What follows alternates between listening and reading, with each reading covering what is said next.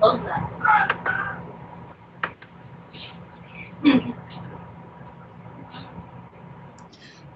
Hi, welcome to MMA Sucks. I'm Dan Johnny Irish O'Connor. With me is my host James Benton and Chris Heatherly. How you doing, guys? So, What's up, bud, guys? How you doing?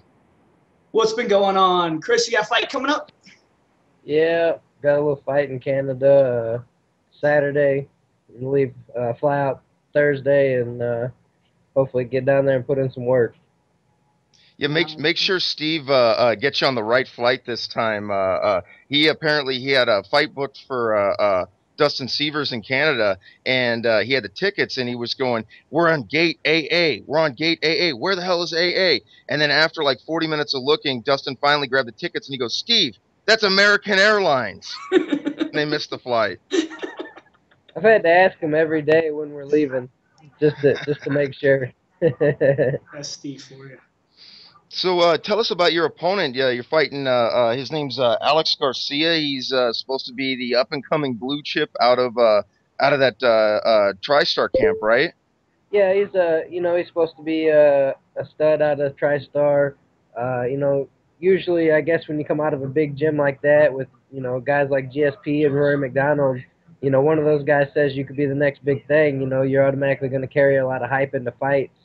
It looks like a tough guy, somebody I'd like to fight, and it looks like he carries pretty much a wrestling background. Looks like a real bull, short shit stack guy. So I'm real happy to fight him, and I can't wait. Now, how tall are you, Chris? I'm 5'8". 5'8". So you guys are really just about the same height, aren't you? Yeah, he's 5'9". Like I said, if we were going for a bodybuilding contest or who looked better, walking around with no shirt, he's probably going to win that battle. Guaranteed. Uh, you know, he, But yeah, but the functionality of fighters builds. I mean, we look at that all the time. We Joe Rogan's actually a guy who talks about that all the time about the ideal bodybuilding conditioning look that what looks best is not always best functional. For a guy like you own your own small business and you're constantly outside landscaping and building retaining walls and doing all that kind of fun stuff. Like when you're really cutting weight hard and your body fat percentage is low, you can't perform well at work, and I had that same problem when I was laying brick and cutting weight hard. It seems like, and they say this human beings perform best, or males, at like 12% body fat, not at like 8% body fat. So, when we're doing a highly intensive sport like MMA, which is so, a mixture of aerobic and anaerobic movements, having, to being completely ripped up and depleted of all that fat is not good for you. And the only reason to do it is to make it a lower weight class. right. I mean, I think there's a lot of things in this fight that we like. Obviously, him being a predominant wrestler, really sparks some interest for me. Being that I'm a decent wrestler, I'd say, I watched a lot of his fights. They're bagging on the guys I fought and stuff, and I'd say that when I look at his record, he's pretty much fighting the same kind of competition that I have, minus Seth Baczynski, With who the was fight that he lost. right. Obviously, Seth's the stud, Hmm. uh, but he got KO'd in the second round. I mean, fuck, I can go out and fight GSP tomorrow. I probably am going to get knocked out or beat up or whatever. That doesn't make me any better than the next guy. So I feel like it's a good fight, and obviously, kind of, obviously all the papers and magazines over there are saying that I should get finished in the first round. It's another easy chalk up for him, which makes me feel great. I love going in as the underdog. I put in a lot of good work with some really good guys here from the St. Louis area. Jake Heck, Jake Collier, they always stop in and give me some really good work. So I feel like I'm more than ready for this guy. Our producer's telling us that you went in to go get your physical done, and they had to find a bigger head strap for you. Said your Yeah, coconut was too big. I went and got this. They called me the last week and tell me I need to get an MRI or a CAT scan. So I go get this Was it at MRI. their cost or your cost? Oh, that was at my cost, obviously, but I definitely want to send a a shout out to everybody at Burgers and all my sponsors that came through and they actually picked up the cost for me. So ran me $500. So they came out of their pocket $500. Got me the MRI. I laid down for the MRI and she's like, "Oh, we're gonna need you to get you a bigger head strap." I was like, "Oh, great, thanks." Makes me Well, feel thank better. God, and that's actually for all pro fighters out there, guys, look into getting your work done at surgery centers and imaging centers. Don't get an MRI done through your hospital. Okay, they're going to end up or have your doctor send you to an imaging center. If you get it done at the hospital, man, you're going to be charged so much. At least that imaging center, you got it done, and I'm assuming for $500 you got it done at the imaging center, didn't you? Yeah, shout out to Metro Imaging, man. They had me in there and I was there probably 30 minutes at the most, in and out, and on my way. So shout out to them for that. I know this is totally off subject, but that's one of the things that it's pissing some of the hospitals off, because surgery centers are coming out and they're posting how much it costs to do things. They're saying, hey, if you get this back surgery done at the hospital, it's $60,000. If you get it done at the surgery center, it's $11,000. So being transparent about what it is, and a lot of young people don't know that. They go to their doctor and they're like, "Oh, okay, well, I'll go ahead and get this blood work done, or I'll get this, oh, okay, I can just go downstairs and get the MRI done." Yeah, if you want to spend $1,500 to $2,000 on it.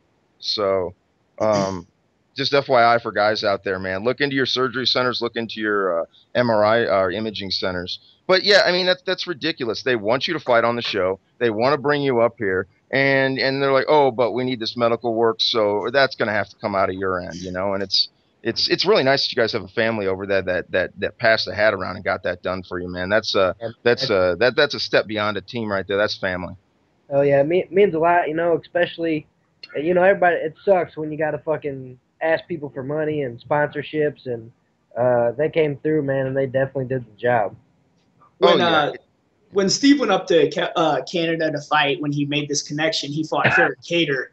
They screwed him over. He was at the airport till like 4 a.m.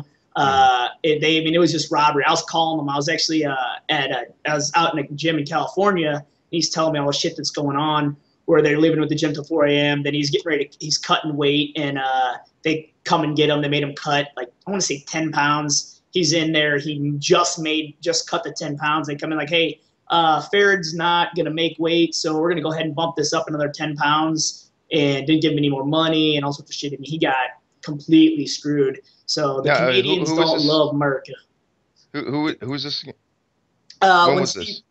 This was a few years ago, 3 years ago, 4 years ago, when he fought Farrah Cater. Oh, okay. So judo technician, and in that fight, it was stopped real soon. He looked pretty good in that fight. In typical Steve fashion, he gets punched in the head a bunch and then goes to the ground and is looking for a sweep and then submission. So, he was doing good in that fight, and it was just, be wary of that. We've talked about it in the past. In Canada, they're not huge fans of American fighters. They want their guys obviously win because it's their hometown guy. Oh, they're clearly not bringing you out there to win. That's for sure. Yeah, no.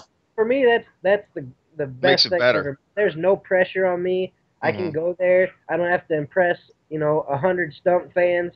I go there. I can do what I came to do. Hey, I gotta give a shout out to Steve too, because he was on the phone. He told him I need paid in American dollars, cash money, and we want the equivalent of American dollars. So, shout out to him for that. We're gonna get paid in cash. That way they can't Jew us around and send us back with $200 less. So with the Jew comment out there, let's go ahead and explain why we disappeared from the airwaves for a little while.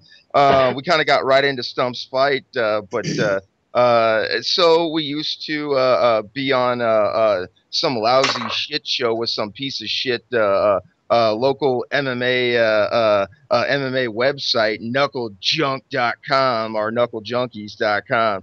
And they said we were too hot for the internet. I'm like, last time I checked, you can find bitches fucking donkeys on the internet. And we get pissed off, or people get pissed off when Dan goes on there and spews his racist hatred towards people. But hey, no disrespect. There should be no problem with me spewing racist hatred towards anybody. Look at me. Look at the head. Come on.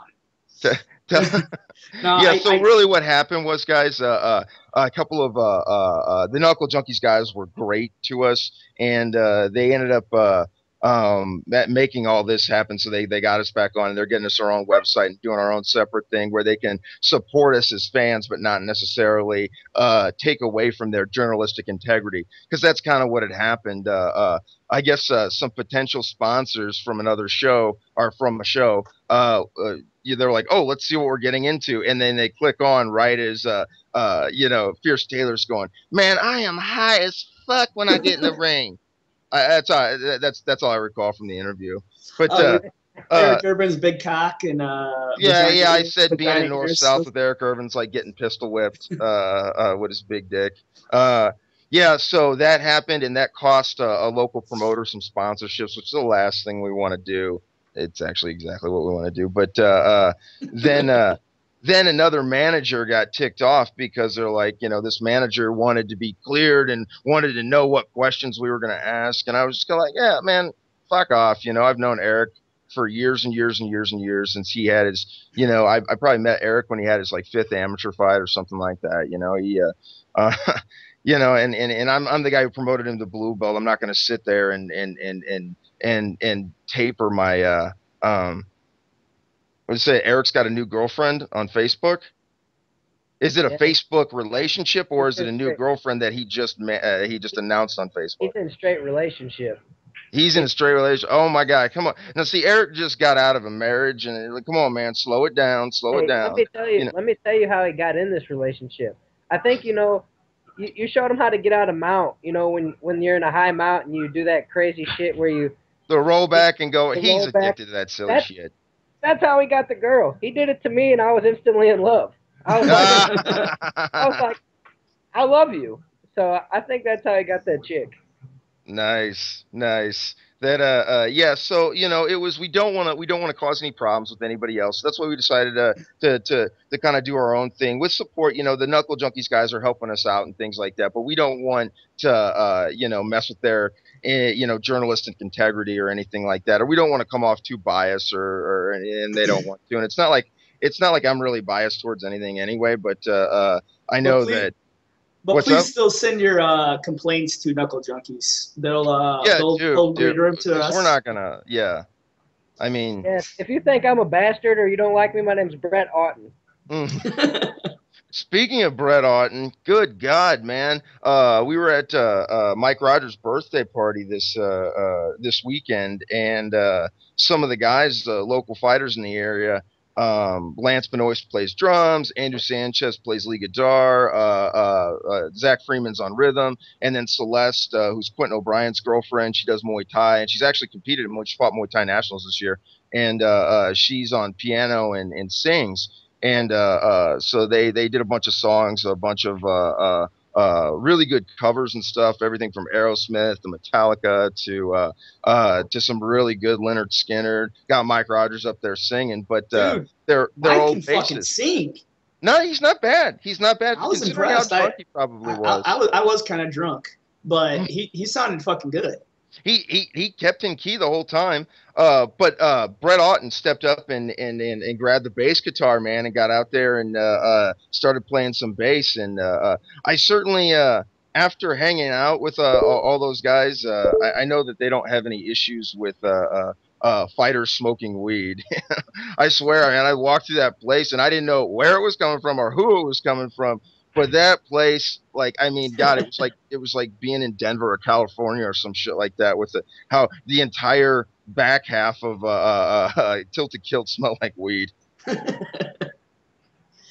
They did a great job, though. I mean, that was impressive that fighters getting punched in the head doesn't affect their fucking ears. The cauliflower doesn't affect their depth or their range and all that shit. I mean, I can barely fucking. Well, that's actually that's the name of the band, the Cauliflowers. Cauliflowers. It's good. And I gotta say, man, Andrew Sanchez is a fucking savage, dude. He played the solo for Freebird, and man, damn, was he really, really good, man. Anybody who didn't go to that, man, missed out. I know Dan and I. Is there anything that dude's not good at?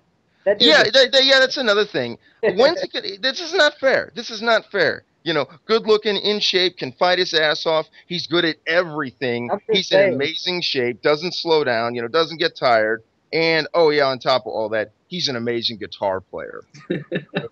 dude's nasty, man. He has some sick skill and everything. Oh, I know it's not fair. It's not fair. It's like, come on, guys, pick one thing. You know, Yeah. the gods bestowing talent on people, or you know, it's like somebody spilled the cup of talent and just dropped it all on him, and then Yeah, left that's me just with bastard. tall. They're like, well, you're tall, that's enough. Yeah. You know, I feel like you're mocking me with that. I didn't even get that shit. Oh, the tall Jews. I didn't get tall shit. You Yeah, say well, tall I tell Jews you or what tall though, when juice? we're both in our 50s and I can barely walk, and you're going to be healthy and bouncing around, man, I won't be. I'll be like, oh, well, maybe being 250 pounds wasn't a good idea. So, Hell yeah. but yeah, so we're trying to get rid of all the controversy as far as like with Knuckle Junkies, but even our show right here, MMA Sucks, we're gonna kind of do the same thing. We're gonna dick around, we're gonna cuss, we're gonna say that people suck. I'm gonna, for no reason, provoke fights with people and be silly for no reason just to piss people off. But as Chris knows, but Chris got it. Chris was like, whatever, he's just an idiot. You know, and then he got it. He got it, you know. And I was like, the more you get upset, the more I'm gonna fuck around. And Chris was like, dude, I'm not buying. I'm not buying. I But love the one thing I do have to say, and getting back to your fight, where do you see this fight? Are you looking to counter wrestle and establish a good top control and throw that patented stump ground and pound his way, or You know, one thing that we noticed a lot out of when he actually fought guys that had any talent, like Ryan Dixon or Seth Basinski, he's not much. He doesn't want to stand at all. You know, he got hit with the jab. Dixon was like, "Fuck this! I need to get this to the ground." One thing I did notice when Basinski had him, he keeps his hips stationary. You know, he tries to use brute strength to kind of hold you there and hope to get a stand up or try to get a quick sweep to work his top game. I think my top game is a lot better than his as far as ground and pound and looking for submissions. So I'm going to come out and just look to counter punch and counter wrestle and see where that takes me. I mean, I've taken a lot of guys down. I've wrestled with a lot of really good guys. I don't see myself not being able to get a takedown. But, Stump's got a few tricks in the bag. Maybe, he keeps his hands kind of low. Who knows? Maybe see a head kick and I can run out of the a head kick in a stump fight? I don't know. Did I your don't know fat if ass I'm get your buying leg up that that one. high? That one never happens. No, and back to your ground and pound. I will say this, man, and this is something that I mean, you could sell as teaching to other people. The way that you use active pressure, passing, and punching, the three P's, as you're working, you're constantly moving your hands, throwing leather in people's faces, and as they're trying to counter and move that, you're still threatening on. You're constantly keeping hip pressure. You're constantly pushing for that pass, even if you're not always going for it. And when they give up on the or when they have to defend 110%, you're not worried about it. You're not forcing a pass. You're not going full jiu-jitsu style where the guys just start scrambling really hard to get past the guard. If it's not there, you're back on the pounding and you're constantly working from there. It's definitely in the area in St. Louis. You're really one of the best at it, as that active topside guard work where you're working that punching and passing. Oh, we lost Stump. We lost Stump for a second. It's probably because I had his balls in my mouth too long and he passed out and he hit off. That is not the stock photo we agreed upon. That Get the chubby look at bunny that right in there. Look at how big that bulge is. He's wearing a cup right there, right? Oh yeah, he's wearing a cup. It's not that big.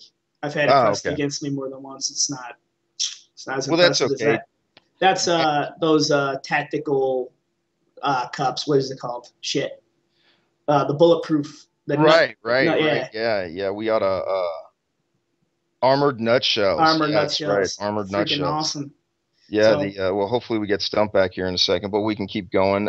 We can talk about Tough for a minute. We've got the 85ers and 205ers coming up here on the next season coming up. I'm wondering who they're planning on announcing as the coaches. Have they announced yet?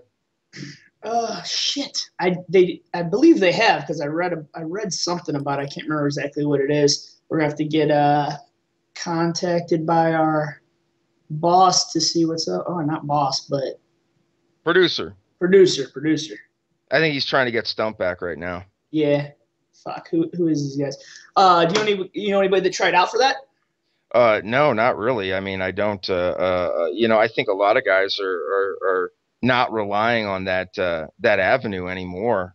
As Mhm. far as trying to get in the UFC by going to tough, because you just never know what they're looking for or who they're looking Yeah. for. You've got Is guys that Sanchez looking to do it? Sanchez looking to try and get on that? probably. I haven't. He and I usually don't really talk about career progression because it's one of those. It's an inevitability. You know what I mean? It's like fucking Galactus. Galactus has to eat. He's coming for your planet. And he's going to destroy it. He's going to eat all the minerals. That's Andrew Will. That's why I referred to him as Conquest. One of the four horsemen. Because it's inevitable. He's eventually going to get his shot. He's going to get in there. He's not going to be one of those guys who's going to be ignored forever because he's too talented. He's going to keep beating guys. He's getting better and better about his cut. He had the one setback, the split decision loss to Dustin Jacoby, but he really had a really awful cut for that, where he tried to turn around and um, essentially drop all the way down to about 188, 189 pounds, and then just sweat four. And then when I think he went into the fight maybe weighing 194, maybe Mm. 190, 192 ish. Yeah, we were, at that point he was getting completely overpowered in training, and it was bad. He was completely overtrained. Uh, it was one of those mentalities of like, okay, yeah, I'm nervous, so I just need to work harder and be in the best shape of my life. But at a certain point, it's the law of diminished returns. He worked so hard that he just put too much of a physical toll on his body. Now, what You do you know, think about that? I've worked with a lot of fighters that are getting ready for fights, and like the week of the fight, I don't go as crazy hard on them, trying to kind of build up their ego a little bit, let them the know, hey, confidence, yeah, yeah, the yeah, yeah. confidence, and I mean, it's I'm something all about that. yeah, That's that bait dog mentality where they mhm, would take more beta dogs and have the alpha fighting dog. They put them in freaking cages or whatever, and they just walk him up to the cage and have him practice backing him down yeah, and building that courage and that intimidation. It's one of the problems with why dogs attack male men. mhm, It's because the mailman comes, the dog goes crazy, and the mailman runs away or essentially leaves. But that's because he's going to the next house. mhm. So the dogs see that mailman, this intruder that comes up, and then gets scared and runs away in their eyes. They think that they're intimidating the dog or intimidating the mailman, and so eventually, that's why the old stigma of mailmen getting bit by dogs and stuff like that. That's one of the reasons. Um, Huh? I never but even yeah, heard I that guess we before. have That makes sense. did Jake Collier or Kevin Ingle try out for the next season too? Well, I know Jake brought something up. I actually, he was, Oh, the tryouts are yeah, coming up. yeah, they're Okay, coming. my I bad. misspoke.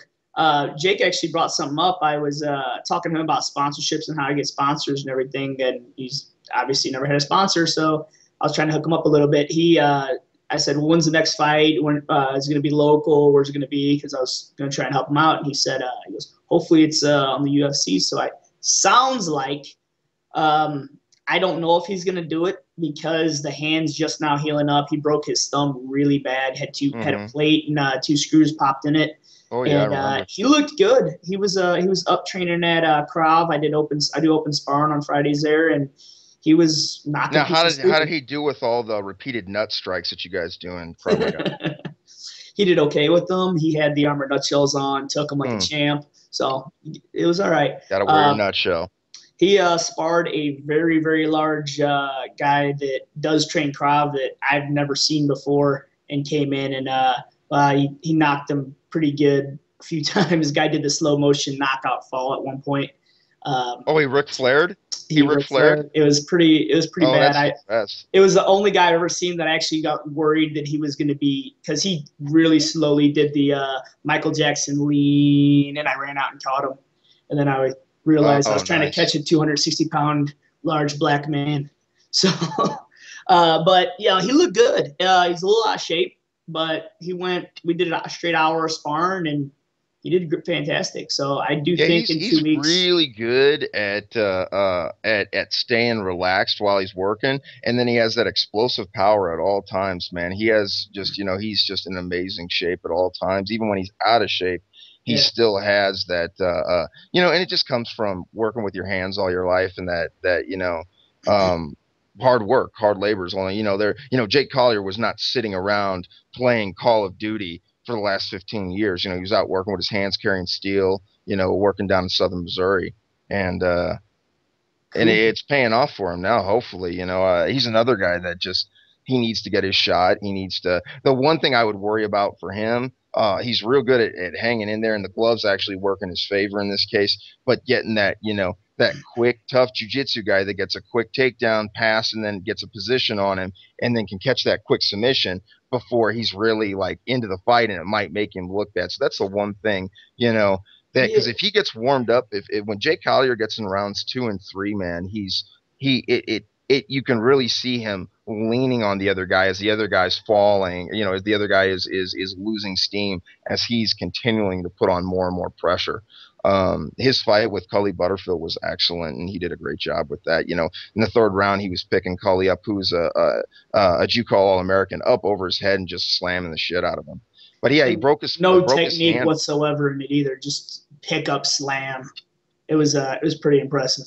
Yeah, he was because Cully, because he tried to get underneath the hips. He tried to get in a good position, but Cully, did proper defense and blocked, and got his hips down, and then Jake just lifted him right up out of the ground, and just had that kind of power, 9 minutes into a fight he did it like 12 or 13 minutes into the fight as well. He did it in the third round too. That was just really, really impressive. He's not a guy I like grappling with at all.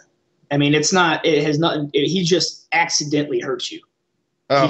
He's so strong, and he does such unorthodox shit. When you're, if you get a triangle on him, he just spins in a circle, barrel rolls, and your head's getting slammed around. You're like, oh, get the fuck out of here. Just let go of the triangle. Sure.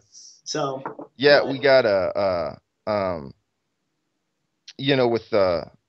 with him, he broke his hand in his last fight, and it just shows his personal toughness. He completely, and I even saw the punch. I saw it. He hit him right on top of the head, quarter stitz, and then he was like, "Oh shit, my hand's busted. Better grapple him." And then he got on the guillotine. He did a power guillotine on it, where he ended up doing like a variant where he had to grab his own broken thumb and jam it up in the air, and he was just like, "Oh well, I better do it." That it's that kind of, that kid needs a chance. If that kid or if he got out at not to downplay the training that he gets now, but if he got an opportunity to get on the show and then maybe move to an Albuquerque or move to I think Albuquerque's the best place for him, because they'll really make that his technical footwork come together, or hell, even up with Frasa in TriStar up in Canada.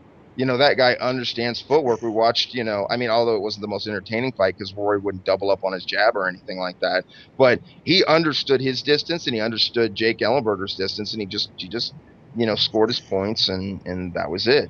I would have liked him to follow up on that a little bit more if he started doubling and tripling up on the jab, and then trying to change his footwork just a little bit so he could get a power shot or two in. But he was kind of like, well, I'm winning the fight. There's no obligation for me to do anything more than win the fight.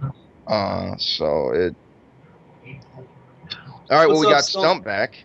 Fuck technology, man. Fuck technology. You're like the only person ever calling with video.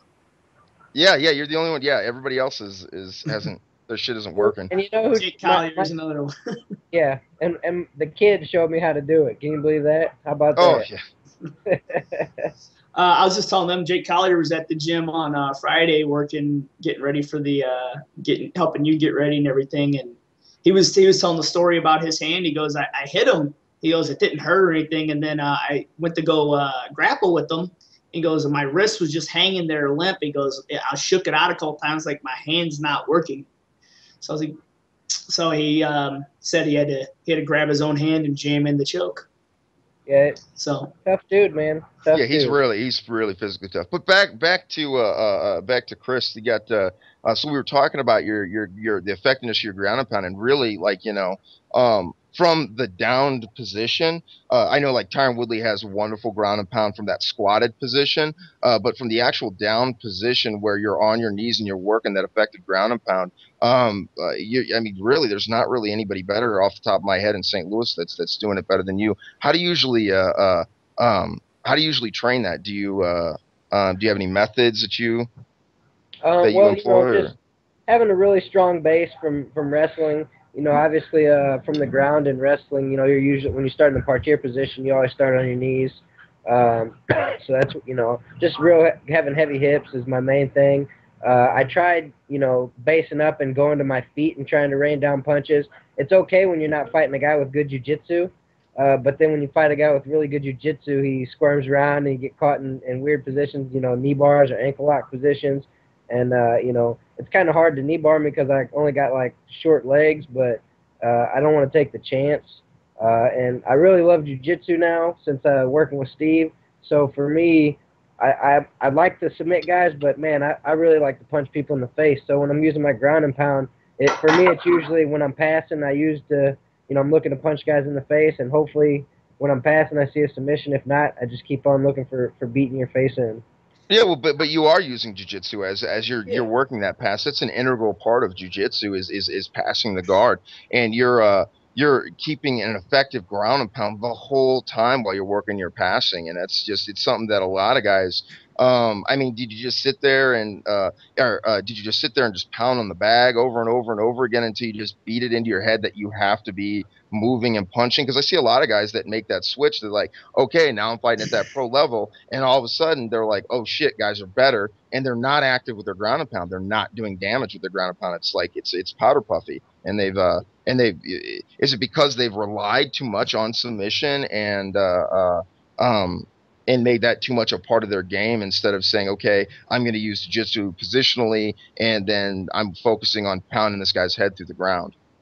One thing for me was when I first started, I started with a guy named Gerald Rios, and he anytime we did jujitsu, we always wore MMA gloves, and it was always we were striking while we were doing jujitsu, because none of us planned on being jujitsu world champions or anything like that. We just planned on being MMA fighters, and obviously when you're looking to pass or you're looking for submissions, an MMA fighter is going to be looking to punch you in the face during those passes, during those submission attempts.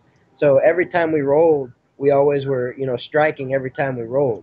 And then when I got out to Steve's, I noticed we started doing it a little less and a little less. And I said, well, hey, Steve, what do you do in this case when you're going to throw up that arm bar and this guy's hammer fisting you in the mouth? Well, let's work some with the gloves on. We started doing that. I feel that helped me out a lot. And then just, I think I'm a savage on the ground, man. I want to do damage. I feel like that's where I can do my damage at and win the fights. And it wears on guys to sit there and them not be able to push you back to their guard or be able to stand up, when you're constantly beating on a guy. And one thing for me is I would rather be in half guard or side control than mount. I mean, I feel like I'm do way more damage in side control and in half guard than I can in mount.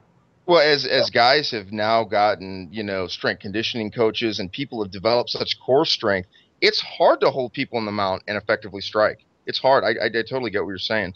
I'm telling you, that shit you showed Alex White and Eric, unless you can keep your hips on their hips, it doesn't matter who you are or how good your hips are. You get to high mount, they will get out.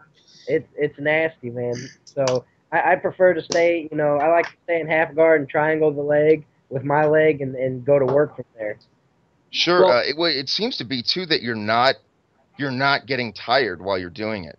I mean, does that just come through like hours and hours of work on the heavy bag pounding away? Where a lot of guys who are trying to establish their ground and power, they get to a point like I've had many friends that were good jiu-jitsu guys that then they got to that pro level and they're like, okay, this guy's tougher. We need to ground and pound him for a little while. And then they go out there they gas themselves out beating the guy up, I by think ground and pounding him.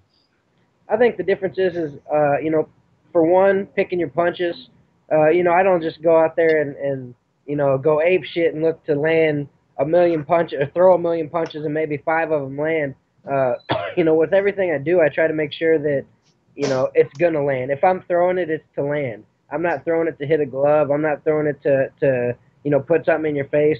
So I mean, obviously, I'm not. I've been noted to not have the greatest cardio in my first couple pro fights, and I really, been stepped up the cardio with the Fitter Fight program. They put on a Fighter Fit program, and I've been doing that a lot more, which involves, you start out sparring, and then you might go to doing some push-ups during the sparring session, and then jumping back up and getting into sparring. So I mean, that's really helped out a lot, and being a wrestler on the ground that's kind of where I get my break at. I'd much rather fight on the ground all day than try to Muhammad Ali somebody and dance around to catch my breath.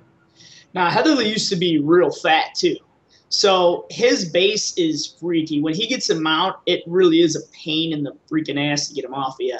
I know all the little secrets to get out of him out, and he still is a pain in the ass to get off. So you almost can't let him there. You're like 12 pounds, man.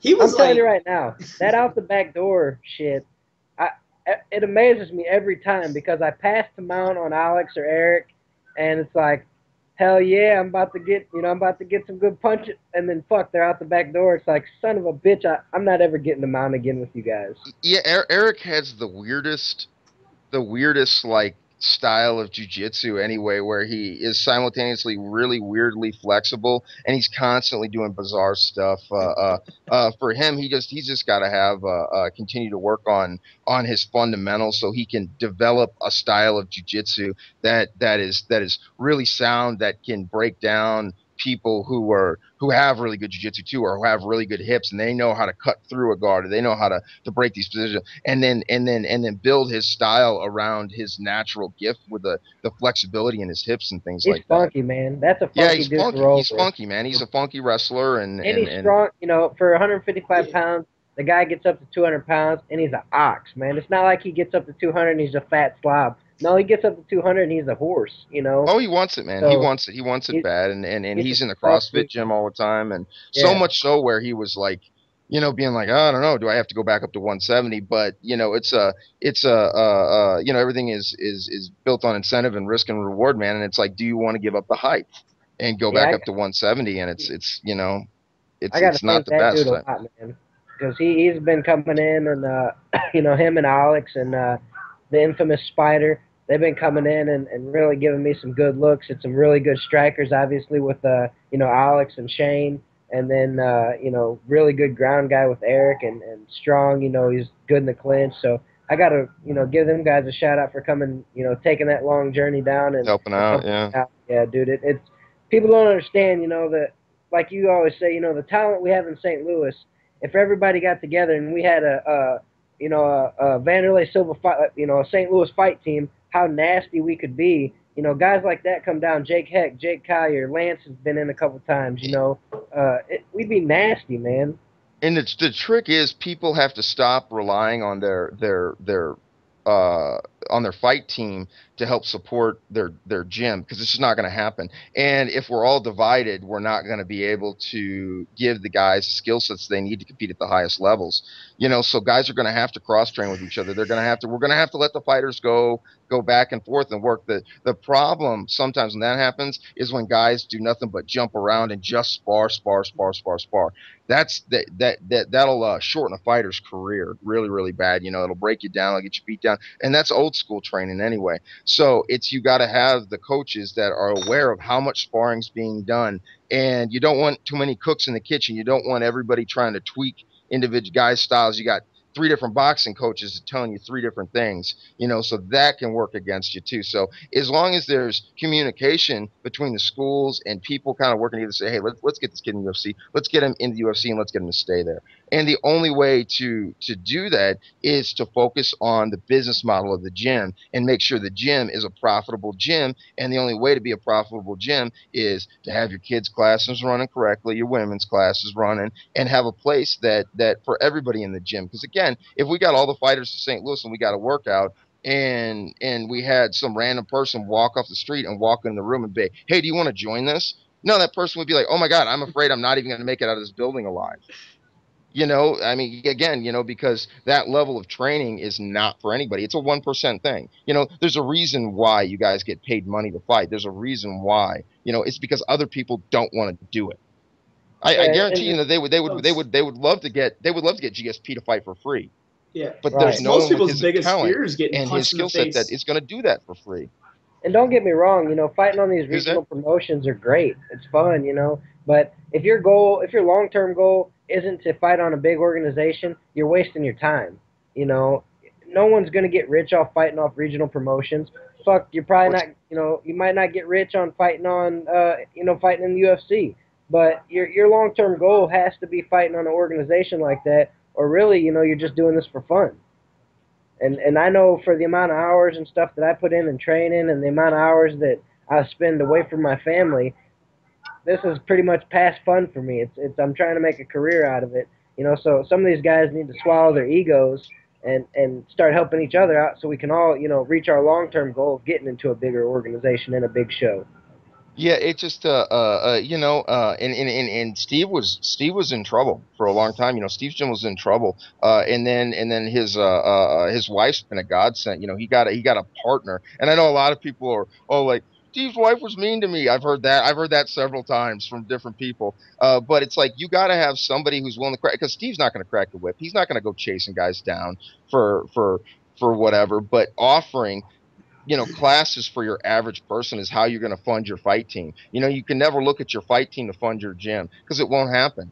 It won't happen. You know, you have to have a staff of 4 or 5 coaches just to be able to have one guy in the highest level. You know, so you've got to be able to have guys on, you know, who are being paid. If you want the best, you got to pay for the best. You Mhm. know, it's people, you know, I mean, you'll get people to do things out of the kindness of their heart for a while, or, you know, maybe once or twice a week, but you're not going to get that guy who's going to go in and spend 5 hours in the gym, you know, 6 days a week as on a coaching level, if you're not paying him. And without the coaching, without the, you know, I mean, it's great when guys get together and do that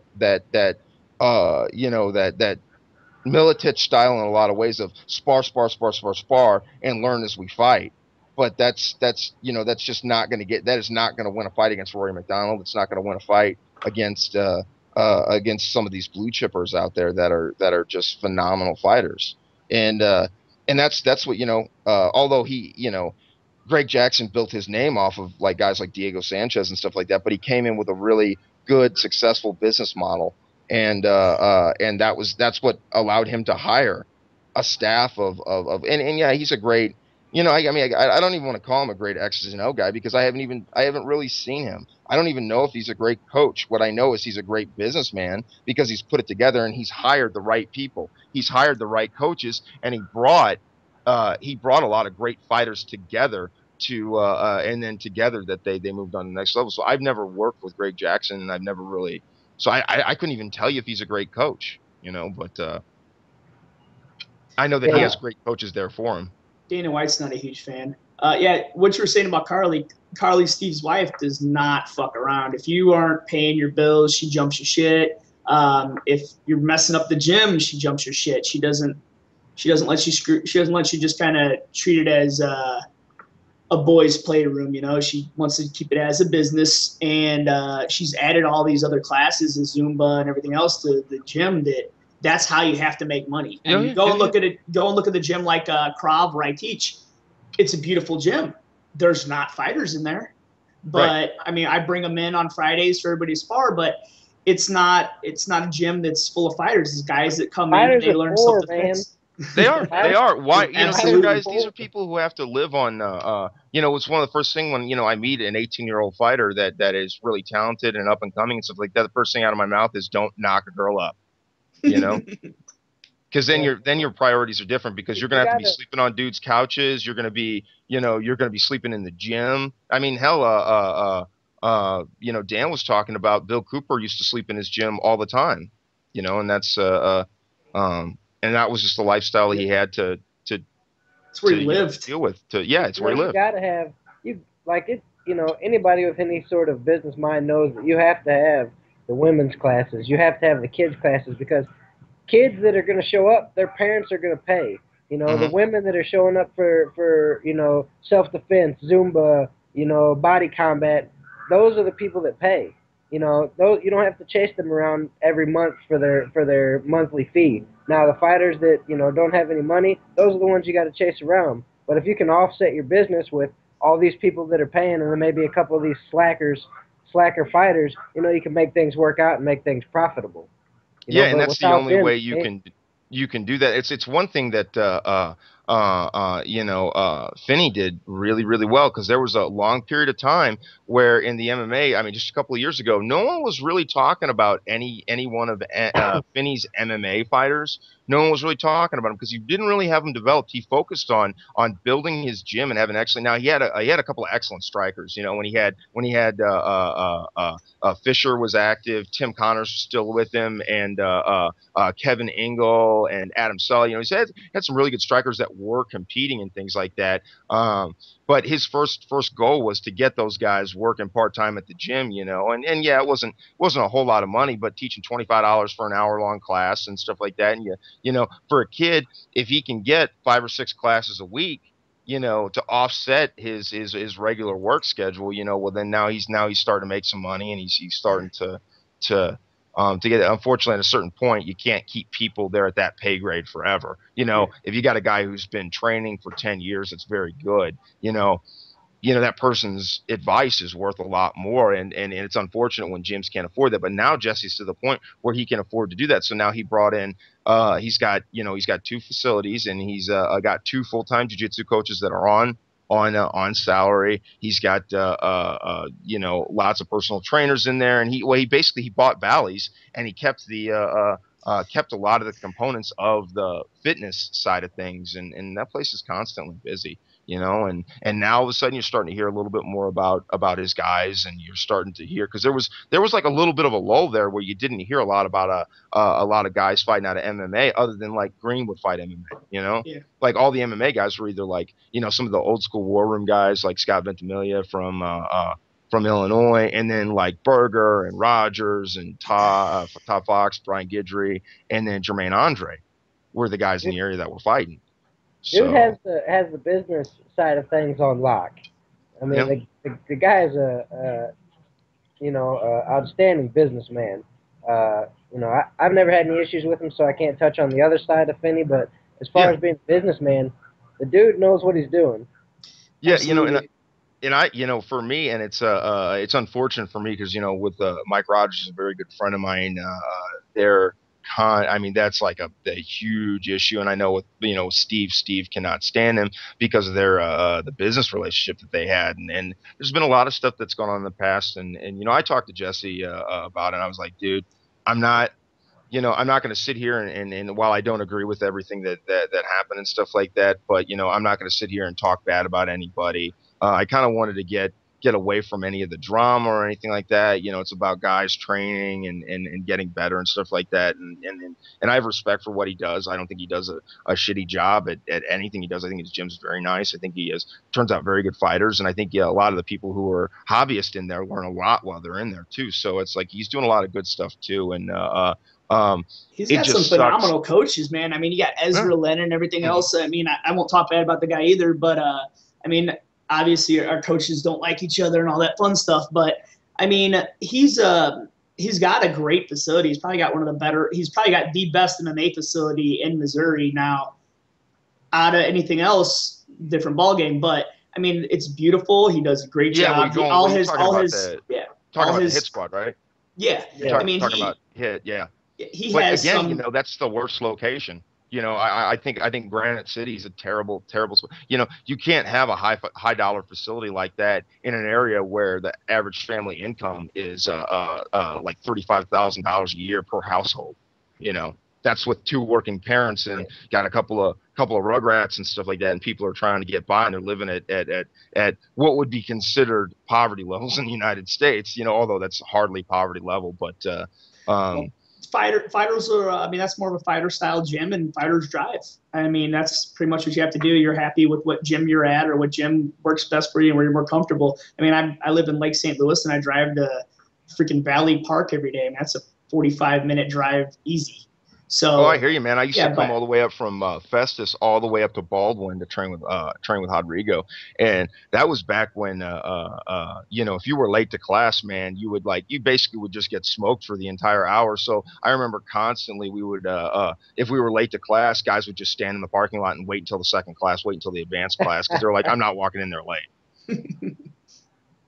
Yeah, pretty sure I mean, if you're wanting to get to a good gym and you're wanting to be successful at something, whether it's football, MMA, whatever, you're gonna drive to where you have to drive. I mean, I drive 40 minutes damn near every day, so I'm pretty sure that, as a good fighter or a good athlete, you're gonna drive to where you have to drive to get the work.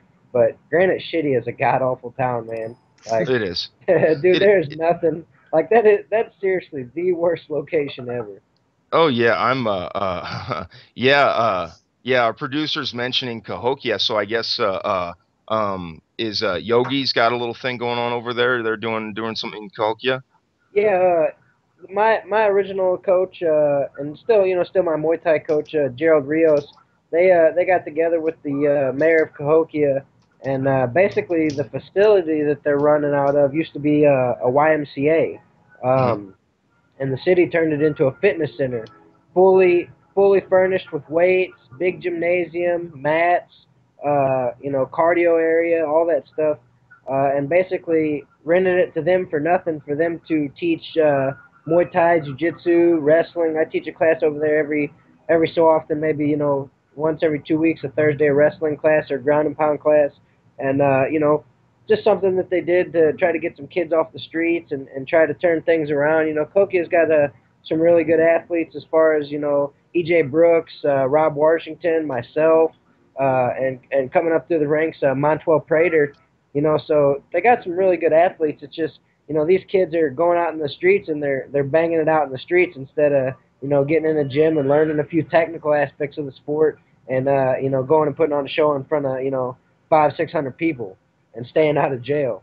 So that's kind Yeah, of what they got going over there. man, the boxing gym in not the boxing gym, the company, just boxing gyms in general have kept so many kids out of the street. The martial arts and fighting in general is has been, better than any scared straight program, better than any, like teaching kids how to fight is better. And it's I had the same experience with it's the last thing that people would think. So it's awesome that that you actually had some kind of, government institution that stepped in and said, okay, hey, let's give these guys a chance. Let's say we got this place already. Let's give them a chance and see if they can work with these kids. And it's going to change lives. It's going to be great. I know that, but if you tried to open up a gym in Cahokia and have like a world class facility, it never would survive. You wouldn't Never, be able to do it.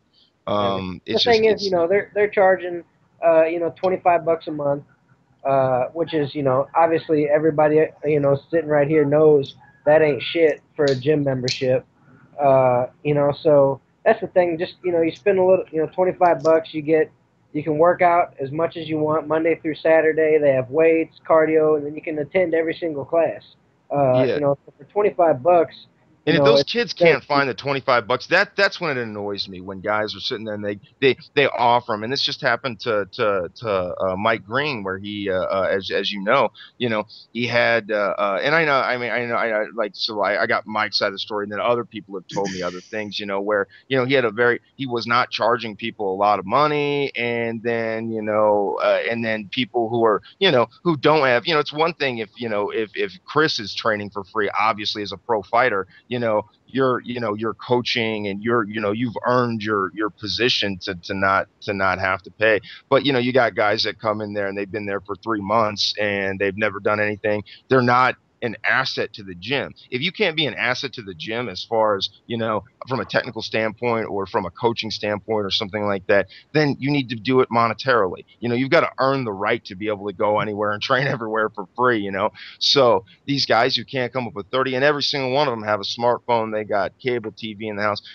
I'll tell you what, I believe in a fighter who's willing to cut his TV off to get better. If a guy cuts his TV off and he's got to keep his phone for whatever reason, but doesn't have the smartphone, he's got the old flip phone, and he cut his TV off, and he's like, I still can't afford it. Can you cut me a break? Well, I got time for that guy, Right. but all these people are, they just, they it's constantly, it's about me. So Well, then what do people do? Well, then they don't put gyms in the area where you're honestly going to get your toughest fighters. You're going to get your toughest fighters out of kids who grew up having to defend themselves, and who have already faced that, Mike and was even having a problem where, he was cutting guys super great deals. You know, it was a pretty decent facility. Uh, you know, the guys she was letting train for free, they were so damn lazy they wouldn't even clean the mats. They wouldn't pick up the facility. Every night, Mike Green's staying there an extra hour, him and Maddie, sweeping mats, mopping mats, and he's got all these Joe Schmoes in here training for free. You know, at least the least they can do is, you know, like Berger does. He has a work program, obviously, that you can get, you know, a few dollars cut off your you know, training fees if you know, sweep the gym up a day or, you know, mop or whatever. But these guys at Mike's, you know, I don't know if they thought that because they're from the South Side or because that they thought that they might We're have all won boys, you know. We're all friends. You know, right? You know, might have won 2 or 3 amateur fights. They don't need to, you know, pay. They weren't even offering to clean the mat, spray anything down, clean the bathroom. Fuck, buy water or buy some toilet paper from the gym. You know, fuck, go spend $10 and bring in a fucking case of toilet paper so the guy's not coming out of his pocket to furnish the gym. You know, and he didn't have that. He would stay there every night and mop the mats himself, spray the stuff down, go buy all the Lysol and shit himself. You know, and that's just, it wasn't fair for Mike Green. Yeah, and at a certain point, you know, it's like, you know, if it don't make dollars, it don't make sense, and it's why, you know, gyms are shooting for the areas like you know, like Chesterfield and things like that. They don't want to mess around with this bullshit, you know, and at a certain point, coaches will make that because I feel myself sometimes having to think, okay, do I want to have the toughest guys, or do I want to run a successful business? And it seems like, you know, you have to be disciplined enough to say, I'm going to focus on the business end first. And then we can afford to cut people breaks. Because if everybody's broke, we can't afford to come out of pocket. But, you know, if everybody, you know, if the gym is successful, then at that point we can afford a little bit more. Well, we touched on, we were bringing up like fighters and shit, how it's saving people's lives.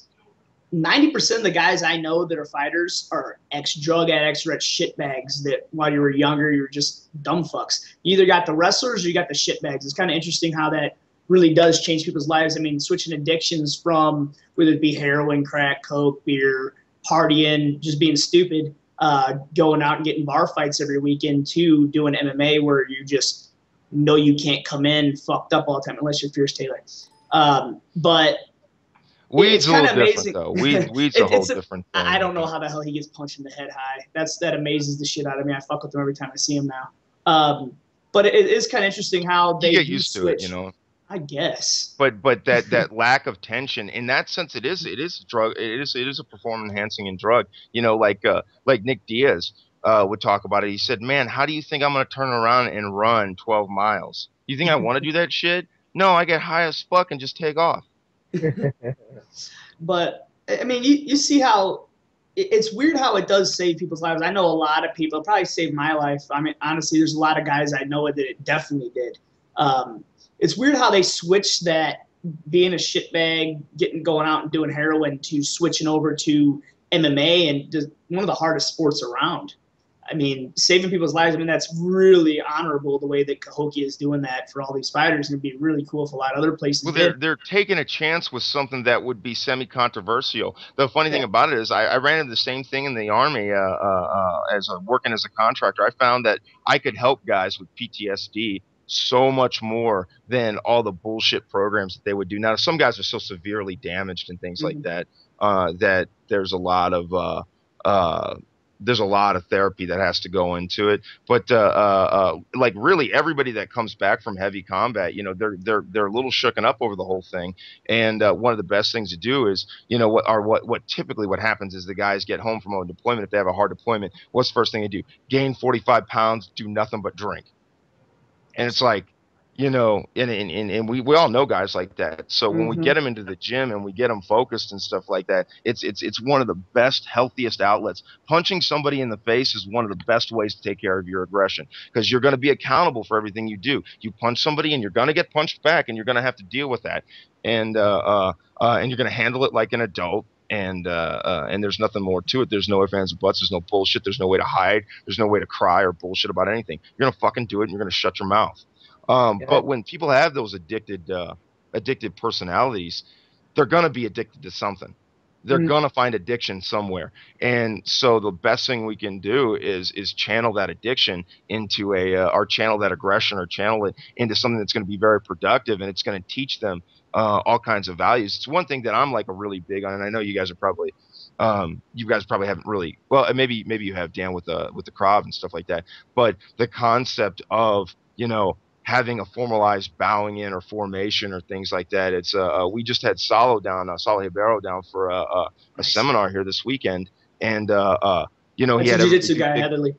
yeah, he's 8-time world champion. He's fucking brilliant, man. He's just, it's like beautiful mind, but jiu-jitsu style. It's like I sit there and I'm like, I'm a jiu-jitsu coach, I'm an MMA coach, and stuff like that. And I'm listening to this guy talk about gi jiu-jitsu, or he's correcting things, and I'm just like, dude, I feel like a total fraud.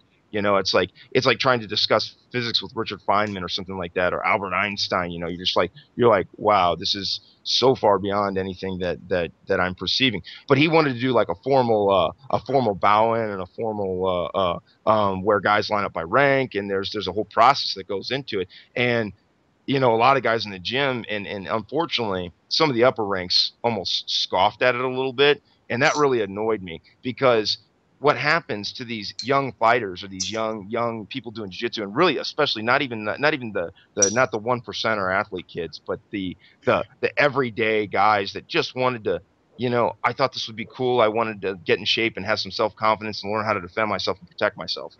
That guy. And a lot of times they get lost, and I'm not feeling better, I'm not feeling like I'm getting better, I'm confused, I have all these issues. But what they can fall back on is the machine. If they have this very orderly, by the numbers kind of like process that happens around them, and they know they can see that machine is running well. If everybody's kind of like, people come in late, they're rolling, they come in whenever they want to, no one's necessarily, they do 2 reps, the instructor told them, and they stop. And that lack of cohesive structure leads to these younger guys go, oh man, this isn't for me, because they see the young athlete go flying by them technically. So when they have this machine that's working around them, and they can see the machine is working, maybe they're not getting better yet, but they see this machine is working, and that gives them confidence to continue to go. And so I'm really into to even formalities, man. Like some of our kids that were there at the seminar, one of the kids said, hey Salo, can you, because he wanted him to come help him, and I grabbed him real quick. I was like, hey buddy, don't and I wasn't mean about it, and I was like, hey buddy, don't call him Salo, call him Professor. Yeah. That's his title, as an instructor, is Professor. It's like the whole like sensei, that kind of thing. And your average person needs that. You guys don't need that. You guys, because you can see the bigger picture, because you're getting better and you understand. You're like, okay, we get it. We get what we have to do to get better.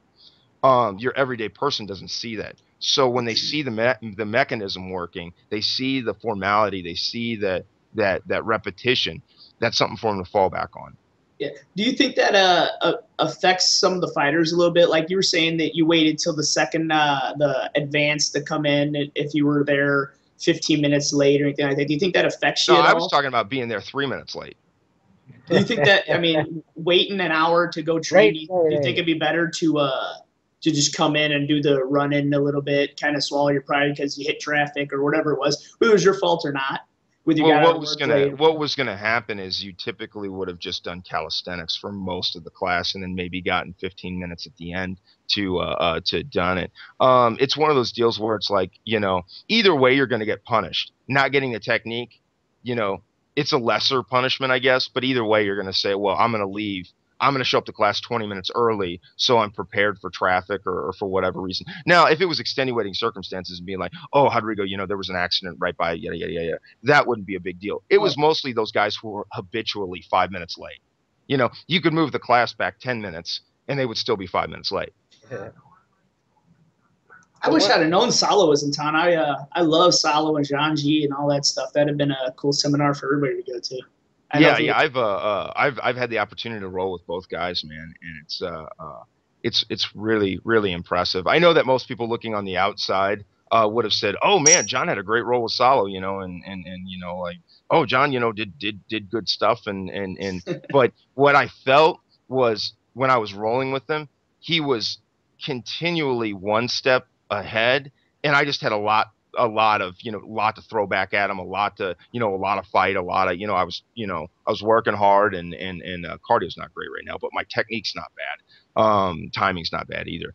Uh, and I just had a lot to break down. You know what I mean? Like, the castle walls were thick as shit, but he was gonna fucking, he was gonna siege that wall, he was gonna siege that castle, he was gonna get in there and just systematically broke it down to where over the course of 6 minutes, then he was able to shut down what I was trying to do with my the counter to his passes.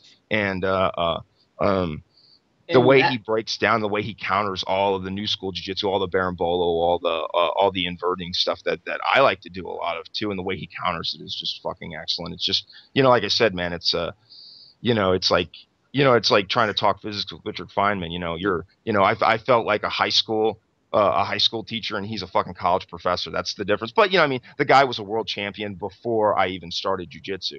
So for him to know so much more than me at this point in gi jiu-jitsu, again, because I spent a lot of my time doing kickboxing and wrestling and boxing and things like that too. So well, I'm sure I'm, a better boxer than the guy is, but that's not what we were talking about. We were talking about a highly specialized expert in his field, and it was really, really impressive, and it remotivated me, where a lot of guys, I felt like, I could tell certain guys would be like, oh, well, I'm not going to be that good. But you could tell the difference. Like, me and Rodrigo immediately were like, even though I'm not like the popular guy, I don't want to say I'm not the popular, like, I just don't go hang out with those guys. I don't go out and drink with them. I don't go out and party. I have like a different group of guys that I hang out with. And a lot of those guys hang out. They go to Harry's and shit and stuff like that. And I don't really ever go out with them. But immediately, Rodrigo knew exactly who to look at. And when I made eye contact with him, I was like, dude, in September, we're going out for a week. And I was like, dude, we're going out there for a week in September. And he's like, okay, man, we'll do it. He's like, we just got to get it set up. I said, my dad already said he'd cover a couple of days of classes and shit like that. And I pay people to cover my classes. I'm like, I'll get somebody on the team and I'll fucking pay him, a decent wage to come over and cover my classes. I'm like, dude, I'm going. I don't care. I'm going. At that level, people don't realize sometimes they're just kind of hanging out and seeing what your go-to moves are, your go-to positions are, what side you like to use, what moves what lapel you're reaching for, just to know how to smash everything when you go for it 2 minutes into the roll. It really is scary when you get to that level. It's like trying to box Floyd Mayweather. If you're a very good boxer and you go and box Floyd Mayweather, he's not going to just come out and knock you out. He may do a little slip and move, and seeing some of the feints you use, some of the habits some of the bad habits you have, and then destroys them when you roll. But he wasn't pulling the Mel Gibson and Maverick of I'm going to lose for 30 minutes and I'm going to learn your tells kind of thing. It was like the second I started to attack a certain way, he was very aware of what I was doing, and he was like, oh, you're attacking with this. Well, my counter to that is this. Then you're going to recounter by doing this. It's like you start a series of moves where there's only so many options. And it's not like he's waiting for you to do anything. He's forcing you into these positions, and you're creating a series of motions and movement. It's like it's inevitable. There's an inevitability behind it. You just can't stop it because it's happening. And but that's enough of the jiu-jitsu bullshit. We'll get back to it a little bit later. At least while we got Chris on, I want to talk to Stump while we're here. So where do you see this fight taking you, as far as like, okay, let's say you get up there, you get the W. What's next? What does it do for your career? Everyone's talking that this could be my shot to get into a bigger show. They're saying that this guy is one or two wins away from the UFC. I'm hoping I can go up there and put on a show, get a big W, not make an ass of myself, be a humble, respectable guy when I get up there, get the W, and, maybe I'll get the call. If not, I know that we're looking to have something lined up with the CFA for I believe it's September. If things, if nothing, comes about from this fight. So, I mean, so far, we're getting away from the regional scene right now. We're going to, go up to Canada, fight on their show. If, things don't work out, or if they do work out, come back and hopefully get the call. If not, fight for CFA, hopefully. And that's actually something that I know Dana White talks about is guys only fighting in their home areas or only fighting in their leagues, even if they're bringing good fighters in to train with and are bringing good fighters in to fight. You know, where they're fighting top level competition. The idea of fighting outside of your comfort zone, your comfort area, and that was that's one of his biggest complaints about people is not getting out there and hitting those other circuits and things like that. So. Let's look at the other end of this. Let's say that things don't go well for you in the fight. Um, do you just take it as, okay, this would just be a small setback? Do you look at like, yeah, I've had setbacks as an amateur, and that didn't stop me from getting my ass back in the gym and going right at it? Or are you kind of like one of those things where uh, you realize that it's a possibility that you might lose this fight, but that's not going to stop your career progression at all. It might put it on a different track, but it's not going to stop it at all. For me, I'm very, very competitive. I hate losing. That's the number one thing. One time, I only seen 2 losses in amateur, out of 30 fights. So, when I got my first loss, I was like, fuck, I'm just doing this for fun. Started training a couple weeks later, and then, once I got caught, right before I was getting ready to go pro, I was like, fuck this. I'm going back to the gym tomorrow. I don't give a shit if my eye hurts, my leg hurts, whatever. I'm going to get better, and no one's going to catch me in a guillotine no more. I'll drill, the guillotine defense 1 million times, before I'll ever get caught in a guillotine again. And in your You know? defense, I mean, you were fighting well outside of your weight class. You were Yeah, fighting up 2 weight classes. But the thing is, I love to fight. It was, there was no, I And you made dominated the decision. first round. Yeah, I made the decision to take the fight. In my head, I, I didn't see any way I could lose that fight. I got caught. I made a, dumb decision. No, thinking that my wrestling is untouchable. I took a bad shot and got caught. Uh, that right there humbled me for my pro career, knowing that anything can happen in a fight. You could be fighting 0-10, Joe Schmo out of backyard basement brawler gym or whatever, come out and get caught with a spinning back fist right off the buzzard and get knocked out. It just shows how demanding the sport is for you to constantly be improving. One thing I look at is when I very first started at Burgers, I didn't know shit about jiu-jitsu. I was just a really good catch wrestler. He would sub me sometimes 2 or 3 times in a 5-minute go, and I thought, God damn, I hate jiu-jitsu. And then I constantly started, going over the techniques and learning stuff and just watching the little things that the really good guys were doing. And, now when we roll, it's not the same, I don't sub him, but, I don't get subbed very often by him anymore, which shows that I'm improving. And even when I go with guys from other gyms, I see the same things, where I'm not making little mistakes where, I might be leaving an ankle out there. I'm reaching with my arms. I got my hands on the mat to get arm barred. Just the little things like you were saying, you might be the best wrestler, but when you go against a jiu-jitsu guy, yeah, you could probably take him down 100 times, but he might submit you that 100 times because you're not as good as him.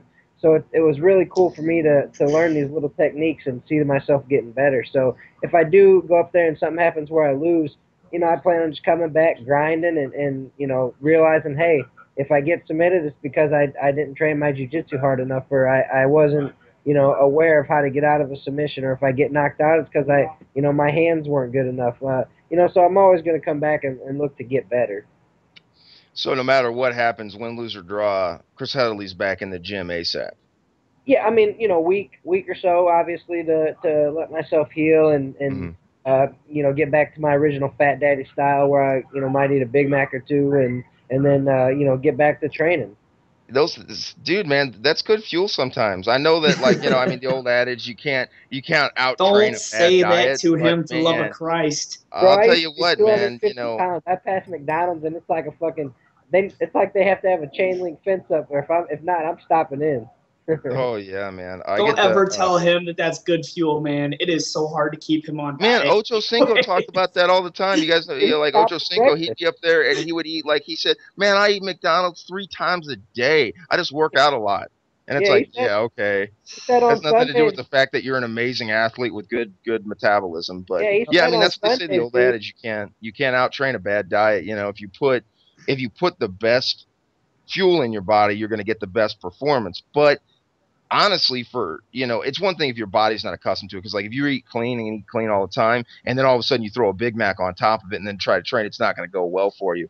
But I've found My often, white ass ain't that getting away with that. you know sometimes that cheap shitty food can give you that quick energy boost with all the fat and carbs and stuff like that, but it's at what cost? And obviously in the long run, the Earmuffs, better it's Heatherly, better. earmuffs. Don't listen to shit. I'd have Please, to God. say this is the first time that I've stayed 100% faithful to my diet. I didn't stroll off the diet. Like I said, it's been a great camp, man. I got a lot of good working with a lot of good guys. I stayed on my diet. Usually by the start of the week, I'm about 15, 17 pounds overweight. I'm 8 pounds over right now. I ate dinner tonight. I feel great. So, I Eight, mean, eight pounds over from your cutting weight, or 8 pounds, you're 178? yeah, I'm 178. I'm Oh eight wow, eight so over you got that, no problem. feel How do you great. do in the sauna? Do you I like the fucking sauna? hate the sauna. I hate cutting weight. I'm a little crybaby. I'm not gonna, sugarcoat nothing. I usually get to like 3 or 4 within, because I usually cut from 206 is what I was cutting from. And obviously I stayed on the diet this time, and it's been a lot easier for me to get down. And I haven't really started cutting any weight. I'm still eating just small portions. I'm only drinking water, which I hate because I'm addicted to Rockstar energy drinks. Sure, So but that water makes a difference, man. There's all that chemical is so bad for your yeah, body, and it just dude, I makes it cut out. out those. If I can cut out rock stars, from going from 4 a day or so to one a day, I just notice, I Well, I can mean, see if the. you could just switch to coffee too. I know a lot of people don't like coffee, but man, if you could just switch to coffee, you're not getting any calories. You're getting nothing but, like, especially if it's a good coffee, the one that, like I was talking about that earlier today, as a lot of our coffees have, you know, uh, that have gone through multiple plants of processing and things like that. There's, like, they get mold, they get different bacterias and stuff on them, mycotoxins and stuff like that on it. So if you get, like, and it's not even a lot of high brand coffees test positive for mycotoxins, but ones that don't, they're usually pretty freaking expensive. But ones that don't, man, you can get such a great performance. It's your best energy drink out there is coffee, man. As long as you drink at the right time. And Black coffee, little raw honey. That new bulletproof coffee everybody's talking about is supposed to be the yeah, shit. it's expensive though. It's 17 Yeah, bucks a bag. I don't got the money for that, but Yeah. but let me look at it. If you buy a bag of that, $17. How many Rockstar Energy do you think you drink it? $3? What are they? $3, Heatherly? Oh fuck! I'm at least. Yeah. I'm at least $100 a week probably, Oh and yeah, well then it actually it's probably more cost effective, and you're going to get a much cleaner buzz out of that too. You don't get the crashiness right there. You get that good even caffeine buzz and things like that. But Two, three Rockstar Energy out of a pot of coffee too. And I mean, if you can, so as long as you can handle the taste off the bat. I mean, that was the way I went. I used to be 4 or 5 Red Bulls a day minimum, and Mountain Dews and all sorts of shit when I was fat. Um, and now you switch over to coffee. It also cleans out your intestines real quick. You can't do much if you pound down a cup of pot of coffee. You're gonna be shitting inside of an hour. yeah, So well, just and but it's not going to be uncontrollable diarrhea once your no. body gets comfortable and used to it and stuff like that. But it ends up working out pretty good. Let's change it up a little bit and talk a little bit about women's MMA a little bit. I know you guys have a good established female program over there at Burgers that's growing all the time. How do you feel about how the UFC is handling the or just honestly the females in general? I'm kind of to the point where I've had enough of Ronda Rousey. I wish Uh, you'd just shut up, man. Like, dude, seriously, someone is gonna beat her, and it's good. I mean, I don't know if it'll be Misha Tate to do it, Mm-hmm. but I mean that seriously. You know how you stop from getting armbarred? You quit going to the fucking ground. The last chick took her down and gets armbarred. Keep your distance, use your jab, circle the cage. You know, she just rushes in to look for the takedown. She tries the head and arm hip toss. I mean, seriously, there's got to be something that these chicks can do to stop getting armbarred.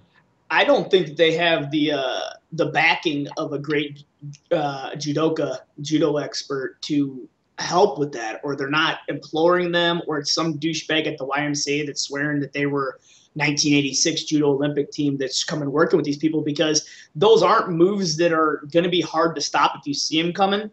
But seriously, But she leads in with her. What technical judo throw have you seen her do? I've seen a hip toss. Well, she comes in. What she does is she comes in and she'll go and she leads with her front arm and wraps around the head every time. Any good wrestling coach is going to tell you to drop and crotch lift on that. You know, you don't take your front arm and lift it over somebody's shoulder. Well, she's doing that from judo, and she bumps them with the head and arm. It's called koshiguruma. She bumps them with that, and when they step, she foot sweeps them. And she actually landed that on Sarah Kaufman. It was good. I mean, it was good, but it was one of those things where every time she fails it, how many times have we seen Ronda get her back taken? And yes, she's good about getting out and things like that. But I think somebody like Sarah McMahon might be a really good somebody who's an Olympic level wrestler out of the ladies might be good and be able to put her down and pin her down and defend the armbar. Now, I think Ronda's actually very talented, and I think she's very skilled. One of the things that annoys me is that she does all the Diaz brothers mugging and stuff like that, where she you know what I'm talking about, where somebody does where they flare their nostrils and look at your face. I was like, dude, like as a woman, don't do that to a man, okay? Because here's the issue. You're not going to get hit. It's intimidating when the Diaz brothers do it because they know that you might hit them back, and they don't give a shit, okay? When a girl does it to me, I'm like, oh, wow, there's another bitch that thinks she can get away with punking a guy, but she knows she's not going to get hit. That's what I look at when I see her do that shit. And then she turns around and talks about how tough or how she's a badass or something like that. It's like, don't act like you're a bad, because the thing is, the guys that she's coaching and she's going to be coaching on that show will respect her for her technique because she has excellent techniques. She's a skillful fighter, and I would respect her at that. Like I think Sarah Kaufman's a great fighter. I think Marlos Conan is a great fighter. And when they say things, I would fucking listen to them and be like, oh wow, that's great. But then you've got this girl who's got an attitude that she can be like, oh, I'll show you guys what's up, and like I was like, okay, or all the, and I think it's impressive that she tapped out Uriah Hall, and that's cool. I mean, that's good, and I do respect that. But at the same time, don't like my friend told me, or my buddy. Okay, so my buddy was out here. He's a staff sergeant in the Army. He's a little bit of a hard ass. He was I guess he was walking through a club in St. Louis after one of the fights. He's from Kansas, and he's walking through, and this girl apparently walked by him and bumped into him, and he was like, oh, excuse me. And then she started talking shit to him, and she fucking shoved him. So he's like, okay. And he's like, get out of my face. And he tipped her stupid fucking trucker Von Dutch hat off.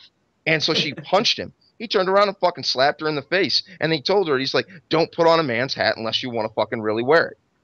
And that's my problem with, with sometimes these girls. Why can't, it's like, listen, it's not a fair fight. It's not a fucking fair fight. I'm not going to go jump into go to the zoo and go smack a gorilla in the face. It's not a fair fight, and I'm saying, given if all things were equal and women had all the physical strength of a man and had those abilities, had the wide structure, had the big hands and stuff like that, essentially where, you couldn't determine this, couldn't tell the difference between the sexes, then it would be legitimate. But don't get in my face and tell me how you're a fucking badass and how you're a tough guy and stuff like that. And like how you're going to kick my fucking ass. Get the fuck out of here. And that's my problem with Ronda Rousey You think they can add less chicks and maybe like sign Josh Sampo or something? Oh yeah, well, and I love women's MMA. I think it's very technical. It's one of the only sports. Like no one's watching the WNBA. No one cares about how fucking good their fundamentals are. You know what I mean? No one cares how good their jump shot is. No one's fucking watching that shit. MMA is one of the sports where the fans truly do enjoy the female fights. What pisses me off is we lose fights on a UFC card of like you get Liz Carmouche versus the 19-year-old Brazilian girl that should be fighting 125 versus Carmouche who I'm not gonna, like I would like to see her HGH test. Yeah, you're right. Not Ryan Faber, man. female Ryan Faber. right. I mean, Well, they're gonna test them for steroids, but all they do is a piss test. So you're not gonna detect HGH unless you take unless you're using a more expensive testing method. The problem with that is they don't want to spend the money. The athletic commission doesn't demand it. So guess what? All the fighters are on HGH. A bunch of people in the UFC are on HGH. We've talked in the past. Minky will hit a bitch. He doesn't give a fuck. Oh, I won't. I'll sit there and take it like a punk. But in my mind, I'm like, boy, I wish I could fucking slap you in the face right now. But like, that or you hear guys say that all the time. If you were a guy, I'd fucking punch you in the face right now. I would punch you in the face. I mean, how many times honestly, have you ever said that before? Have you guys ever said that before? To a girl? Absolutely. If you were a guy, I would punch you in the face right now. So I punch the boyfriends usually if I can. Yeah. I usually like to keep with my old lady or before we got together, I usually like to keep a chick with me just for those little moments, badass. Oh right, yeah, you're like say, hey, I'm not gonna fight you. Yeah, but this she will. Mouth. Yeah. Yeah, that's. But I'm like, I wish the UFC, and I've said it before on the old show. The UFC needs to invest in Victa and take the biggest and best fights and put them on the Fox Sports Net show, and don't take those female fights. You can't, like, that looked terrible. Like Liz Carmouche's fight, I mean, the other girl, it was really impressive how much punishment she would take and how hard she was trying. But you can't, even if they had the best fight of the night, even if it was like, they talked about fight of the night where Kat Albert and Miesha Tate fought. That being the best fight of the night. You can't have a technical fight like that and then have heavyweights come afterwards. The heavyweights are going to completely overshadow the girls. And I don't care how much of a better fight. And it happens with lightweights all the time. In boxing all the time. You don't put a bunch of lightweights or middleweights on a Tyson undercard. You can't. Because you might have the best fight of the night and then turn around and it's like the heavyweights overshadow it. And it's stupid because the lighter fighters are always better. And everybody wants to see the knockout, and everyone wants to see the submission, and you don't usually see that all the time in female fights unless you got like. Well, you won't get the big punches, you won't get the big knockouts, but you're getting technical submissions. You get flying arm bars. They bang it out. I mean, it's impressive. Dude. Women's MMA is good. It's good. Yeah. I have a problem with Ronda Rousey trying to act tough with guys when she knows she's not going to get hit. I think that's stupid, and it's like, I'm like, okay, so your idea of how to further women's sports is act like a douchebag guy. Somebody hit her with a throat chop. Just chop her right in the throat. Yeah, man, give her the Ricardo Mayorga and Din Thomas like fucking throat chop shit. Yeah, so the chat wants us to talk about Fox Fallon. Is Fox Fallon does Fox Fallon get the mug? That's the difference. Can Fox Fallon start trying to mug? Is it okay? At that point, does she get away with it? I don't know, man. I probably have to choke her out. I don't know. He is dressed like a woman, so I don't know, man. That's a touchy subject. I honestly, I would save my opinion on that once. I would have to see her vagina first. Like, if his vagina was well sculpted, I wouldn't hit him. But if it looked like one of those shitty fucking Filipino fucking, tranny ladyboy in Thailand jobs, the ones where it looks like it straight up looks like a hole that was tucked up in there. It's like, wow, you have this weird. Am I the only person who's seen post-op trannies? Bottom out at 4 inches. Am I the only? Oh, see, Dan knows what's up. Talking about bottoming out at 4 inches. I'd punch her. I don't give a fuck. She's not the only one who ever got curious about post-op trannies. She was a guy. I don't care if she has fake tits or not and got her dick cut off. She still has testosterone. She was born a guy. I could hit her. I don't know. I mean, I'm all for getting that done. You better quit talking shit about Fallon Fox before she beats your little ass. I'll fuck her up. I'll kick her square in her vagina. There's got to be some extra balls in there. And I mean, we can see by her last fight the clear difference physically what she had. Although she doesn't have the technical skills that a lot of the female. Like, honestly, they should put her in there with Holly Holm or something like that. That female boxing champion that's ported over to MMA. She's got wonderful kickboxing. Put her in there with her to see if she can muscle around Holly Holm. And that's when I think that would be the true definition of a tactician. picking apart somebody who kind of muscles things, muscles and she started to gas her last fight. But what did she have? She was like, oh, I can just muscle the girl to the ground and just muscle her on the ground and win. I put So my money on Barb beating her ass. Not Holly Holly Holm or no, freaking Fox Fallon? Fox. Or Fallon? Yeah. Yeah, Fallon Fox. I'm saying her name backwards. It's Jesus. all right. I bet you Barb would fucking break her shit off. Barb's a much more skillful fighter, and I'm like, again, and back to the whole guy versus girl thing. I've seen lots of women be able to kick the shit out of guys, and I'm not saying that it's not possible, but is Ronda Rousey going to get in Uriah Hall's face and mug in his face and go, and be like, and even after tapping, if she mugged in his face and was like, I'm a badass motherfucker and blah blah blah, and that kind of attitude, there's no guy in the world. What is your guys' response to that? You laugh. Here's the thing too. You think it's funny? She caught Uriah Hall. Anybody can be caught. Adam Sella caught John Jones and guillotine. Now, if they fight each other one-on-one, what's the outcome of that fight going to be? Oh, John right. Jones, well, we saw, Ronda Rousey got in there, and she's got that video of her going against Gegard Mousasi, and Mousasi's clearly playing around, and she's getting an attitude. Yeah, she's getting an attitude like she's mad, and it's like, and I get that you're an Olympian and that you have that, that drive to be the best, and that's what made you an Olympian. That's what got you on the medal stand, and that's, that's what driving you to be a world champion in women's MMA. I get that, but at a certain point, leave your punk ass attitude at the door. Do you think that's a real attitude? Do you think that's all for fucking show, or do you think that she's hanging out the Diaz brothers too much? Well.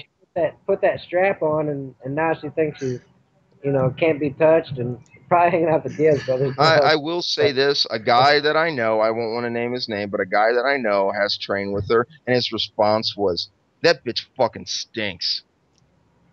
All I gotta say is, what woman do you know, even when she's working out, stinks? Smell your girlfriend, smell your wife, man. Even after she worked out, they still don't smell bad. So for a woman to be funky like that, she's really got to be like fucked up and funky, man. She's like legitimately just stinking everywhere. She's definitely not hygienic down where you need her to be hygienic. I heard that story from someone else, so I think I know what you're talking about. So I can confirm that story, but I've heard that for the second time now. I'm trying to get said person in trouble. Yeah. Again. Again. Yeah. So, but again, and the funny thing is, I'm a huge supporter of women's MMA. I always feel like I'm gonna say, like the but comment, like, oh, I really like this, and I don't want to say anything bad, but this person's a fucking asshole, or like I'm not racist, but fuck the blank, fill in the blank. That kind of comment. But I truly do love women's MMA, and I love watching it. I love it from a technical aspect, and I really do enjoy it. And I think they're on a great show. I think when you match them on the same cards as guys at that level, you're going to watch Gonzaga and Herman and Pee Wee Herman have their and Gonzaga wins by a complete knockout. That huge knockout, you're just not going to get that in women's MMA. Now, the fight might be more technical, and so it has its place, and I think you need to do an all-female card. I'm not saying do an all-female UFC necessarily. They could fly it underneath the UFC flag and put it on, but it's not necessarily something that you're going to be able to charge $60 for, because people want to see big knockouts. They want to see John Jones. They want to see the champ. They want to see that. And Ronda Rousey is a draw. But I think at this point it's more of a novelty. I think her draw is gonna wear off, and I think that her attitude is gonna rub people the wrong way. Well, I mean, I was just thinking about something. You're talking about how Ronda Rousey smells, and she used to train with all Armenians. She trained with Jean LaBelle and most of the guys out at Gokor's gym, and all those guys are Armenian. Maybe it's something with the food that made her smell so bad. Maybe she like hooked up with Armenian food, because Armenian guys smell. If you ever been around a bunch of Armenians, they fucking stink. And everybody said I was the fucking problem. Everybody said I was that Mickey's always running his mouth. That's not being an asshole. They fucking stink. It's something about I think it's the food or something. But she trained with Jean LaBelle, Gene LaBelle never stunk, but a lot of the people he worked with, Carol Parisian, what the fuck's that little guy's name? Manvel. Yeah, Manville. I heard he stinks too. So maybe it's something with the food or where she's staying at that made her stink so bad. So I know I got off subject, but it just kind of occurred to me that down that way, if you drive through that town, the town kind of reeks. So, Dan, what are your opinions on the crows from Dumbo? What are you trying to say, I'm not saying anything. I'm just saying you're Irish, and the Irish are horribly racist people. We're not racist. Oh, by the way, my mother's maiden name's Mulholland, so I can say it because I'm Irish. Oh, all right. I'm not drinking at all anyway, so we're good. Dan seems like that kind of guy, man. I'm gonna get him drunk sometime and get him to we're gonna videotape him. It's gonna be like that cat from the Eagles was at the God. I mean, the fucking guy apologized. Let it go. Oh, I don't know if I could be on the same team as him anymore. Oh, Dude, I'm telling you right up. now, you don't want to get that dude drunk and take him anywhere. But at my last fight, man, when I fought Kokani, I walk in the bathroom, there's a line of fucking people. I'm like, son of a bitch, a line? I turn to the right, this motherfucker's pissing in the sink. He's standing over the sink taking a piss while everybody else is waiting in line. Somebody had to make that step. I wouldn't want to have been there for it, but I approve of the fact that Trailblazer said, hey, no toilets, no problem. No. The only person to say something to me until security threw me out was Rogers, too. He walks and goes, "Oh, Connor, you pissed in the fucking sink?" I was on my tippy toes too, by the way, in case you were wondering. I know you were. I mean, I'm not even gonna get into the never mind. I probably shouldn't say the story. I won't say who it was. Somebody fucking a girl in the ass in a porta-john at a concert. I won't say who it was though. It was you, wasn't it?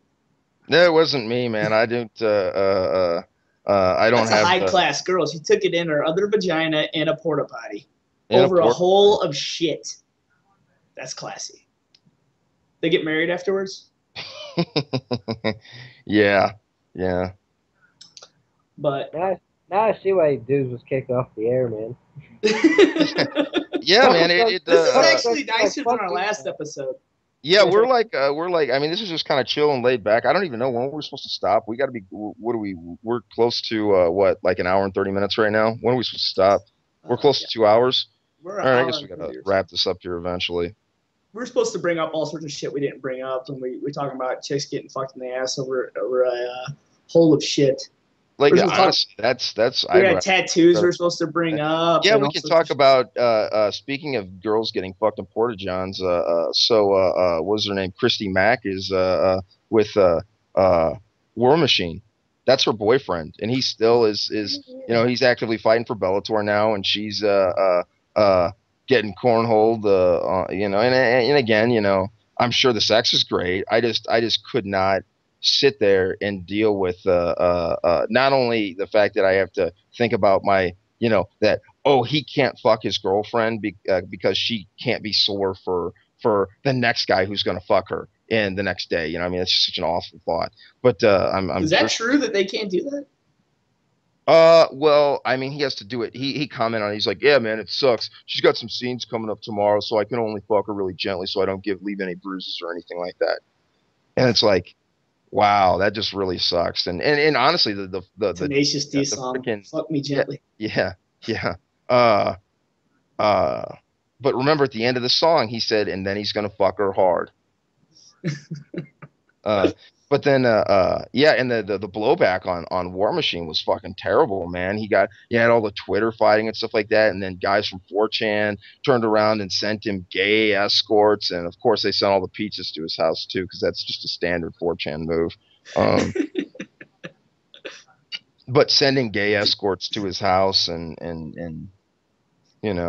Could you hook up with a porn star and legitimately be like, I'm going to take this to the next level and get married or anything like that? I mean, Tito Ortiz fucking hooking up with Jenna Jameson. Jenna Jameson's hot, but every 14-year-old, 35-year-old seen her get fucked and get facials and all sorts of Well, fun most of those shit. guys turn around and say, well, they'll make their excuses and they'll be like, oh, well, listen, every girl out there is getting fucked 6 ways to Sunday and having all kinds of dirty things done to her and stuff like that. It just happens to be that my girl has videotape evidence of that. The other thing that they'll say is, oh, well, she only worked with a group of 15 different guys over her entire career. Like she's like on film, like if you counted the different guys, it's only something like 20 or 30 guys. Well, most girls have fucked 20 or 30 guys, you know, just kind of like, you're like, dude, if you have to justify it that hard, it's probably not a great. But with Tito Ortiz, man, like he procreated with this woman, he had kids with this woman, and he didn't marry her. And I know what people are like. I'm like, you know, if you're going to go that far with her, marry her. She's worth millions and millions and millions of dollars. So when the inevitable divorce happens, at least you walk out of it with something, you know? Yeah. Okay, so there's a chick that she's fucking 15 guys. She's not fucking Ron Jeremy. She's not fucking the original. So it's a performance issue. Well, I don't know about performance as much as it's a fucking hairy ball of Italian meatball that's just fucked everything in their mom. Heatherly lost. I think he fell asleep on his fucking computer. Anyways, we weren't attending enough for him. But my thing is, you got a guy like Tito Ortiz who's very well known, and he's fucking hooking up with Jenna Jameson, and you got all these guys who can watch her get fucked by a guy that's 60 pounds, 70 pounds overweight, and that's me being generous, and getting freaking her face shot on. You know, that's a little fucked up. I don't think I could. So your issue is how attractive the man is. So if the man was well groomed and attractive, a little bit, a little bit. Well, I'm just saying. I mean, you get a guy like Peter North, he's a good looking. No, I'm just joking. I don't know. Yeah. Peter North takes it in the ass too. What? You didn't know that? No. Yeah, Peter North used to do. His gay porn name was Matt Ramsey. It's how he broke into the business. There's like, but then what they said was really crazy about him is after he started doing straight porn, he had already gotten into the business and stuff like that. He would still make extra money by stunt butting.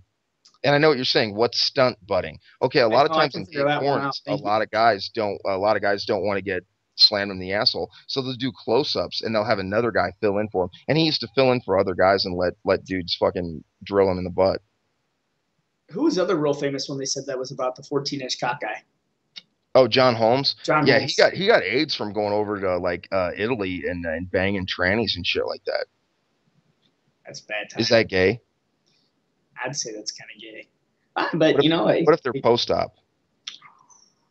Now we're getting into fucking only make eye contact. Only if your socks are on. Okay, so what happens if you're double teaming a girl and the two guys make eye contact? Is that gay? Only if you high five. You got to immediately high five. So if you're doing the Eiffel Tower, you got one in the ass, one in the mouth. Mm-hmm. Okay, and you're high fiving. Well, I like what Joe Rogan said about it. He's like, guys who are like that is definitely gay. And he said, guys just wish they could have a shorter girl so they could kiss at the same time. What did he say? The chicks just garnish at that point? Yeah. Yeah. It's just you haven't been willing to make the step to actually hook up with another guy. So what were some of these other topics we were supposed to hit? We bashed Ronda Rousey for a little while. We talked about Chris's career. The tattoos. We're supposed to bring up the shitty tattoos. We forgot about that. Any asshole that would get Ronda Rousey tattooed on him is just a fucking retard. That's all it needs to say about that. I really do think Chris fell asleep on the fucking computer. I'm sure I'm gonna. Were we boring? We were pretty boring, yeah. Nobody knows this. Chris fucking he goes to sleep at right when he gets home from class, and he gets up like 4 a.m. I couldn't imagine that. That's one of the things where I'm jealous of the fighters that just get to not work ever and go and fight, and you got to go and do. I mean, I got lucky. I can do privates of Krav and jiu-jitsu and boxing. And by the way, it's not that expensive if you're listening.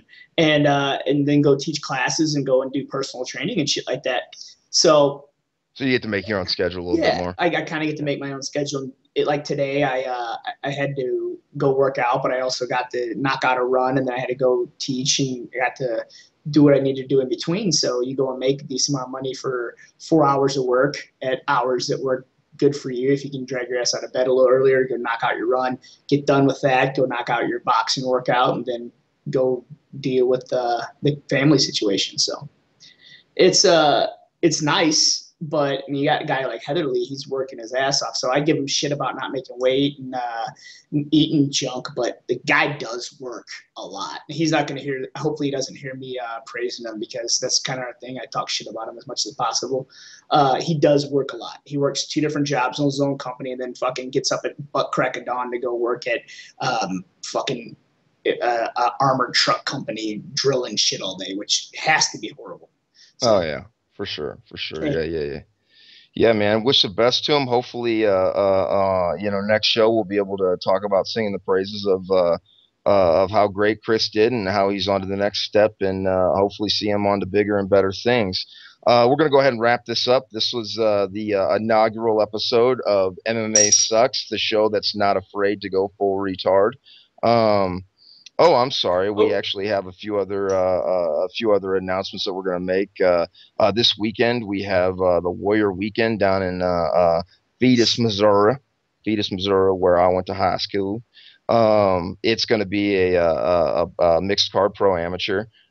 We've got for the I guess the main event is going to be Tony Sodders versus Ray Clayton. So this is Tony Sodders' pro debut, and he's going against the more experienced in the pro sense, but not necessarily in the more fight sense, although Ray had a bunch of fights too. Ray Clayton. Who do you have for this weekend? Sodders. I have Sodders. To. Again, from my gym. He's tough as shit. The guy, he's one of the only guys that no matter where I'm at, if he gets like hand grips on you, it's scary. The guy carries concrete fucking around by little pieces of fucking yarn as a job. His grip strength is freaky. The kid's just country tough. I mean, I watched him spar the other day. He looked good. I think you could hit him with a bat and be fine. I got a real quick story. He went and watched Heatherly fight like a week before he was fighting Heatherly. He was one of Heatherly's only other losses. And Heatherly knocked out Kane Royer with a head kick real quick. He said he left the building and threw up. He was so nervous about the fight after that, and then goes out and wins the fight and chokes Heatherly in the whatever the fuck round it was. But he was losing. It was at the beginning of the second round. Yeah, he was losing the fight and comes back and lands a choke. So that right there lets you know that the kid is tough as shit. And he's just now going pro, and you look at the terror Heatherly's been on since he went pro.